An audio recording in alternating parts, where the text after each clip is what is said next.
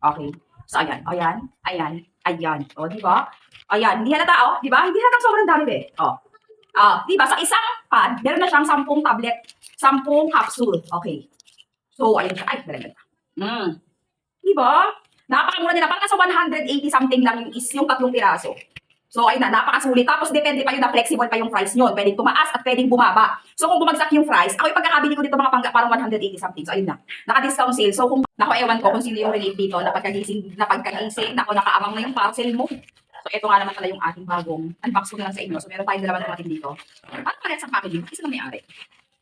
Ito lang ang seller na nagpadala. Okay. Parang alam ko na kung ano to. So, parang eto na yata yun. Shucks. Okay. Ay, ang galing.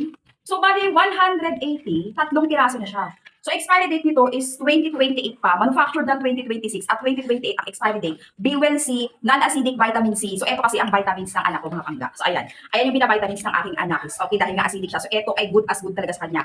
At so far, so good, no? Kahit pa paano ang nakitulog talaga sa kanya. So, kailangan talaga natin mag-vitamins mga bebs ko. So, ayan. May isa. Oh. Kung yung isa walang libreng tissue, ito may tissue pa kreme. Oh. May pa-tissue kasama, maliit lang, travel. Tapos, ayan siya, oh. Patulad ko kayo na nasa bundok nakatira, sobrang hirap mag-akyat baba para lang bumili ng mga kung anong pangangailangan. Eto na, mag-check out ka na lang sa basket para at least i-deliver pa mismo sa bahay nyo, di ba? Hassle free talaga.